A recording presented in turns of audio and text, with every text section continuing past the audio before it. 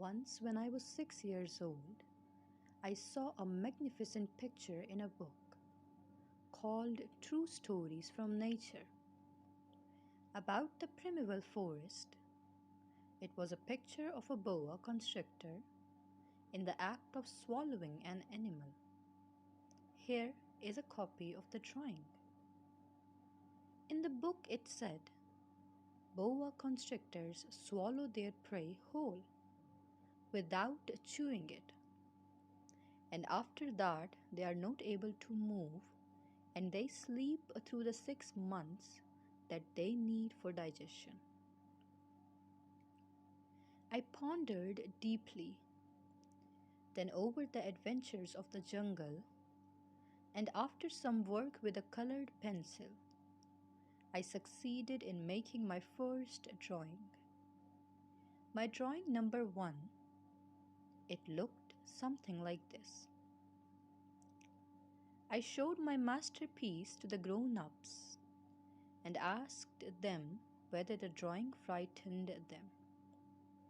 But they answered, "Frightened? Why should anyone be frightened by a hat?" My drawing was not a picture of a hat. It was a picture of a boa constrictor digesting an elephant.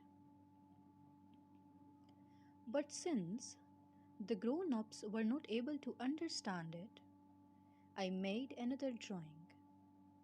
I drew the inside of a boa constrictor so that the grown-ups could see it clearly.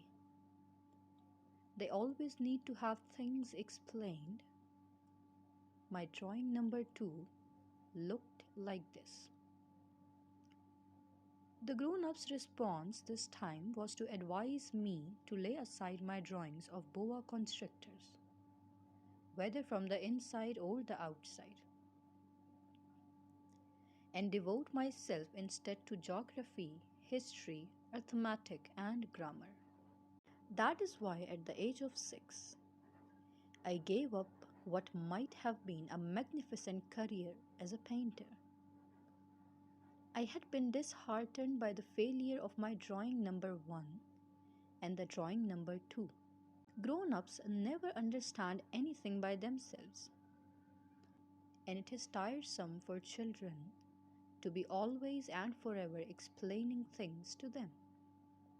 So then, I chose another profession and learned to pilot airplanes.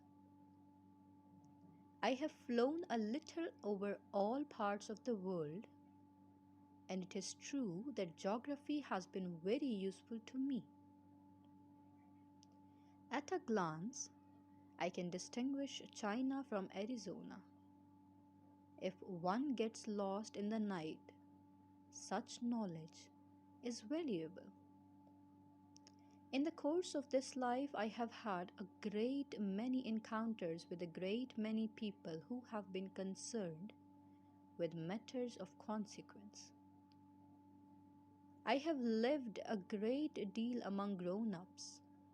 I have seen them intimately, close at hand, and that hasn't much improved my opinion of them. Whenever I met one of them who seemed to me at all clear-sighted, I tried the experiment of showing him my drawing number 1, which I have always kept. I would try to find out if this was a person of true understanding. But whoever it was, he or she would always say, "That is a hat." Then I would never talk to that person about boa constrictors or primeval forest or stars. I would bring myself down to his level.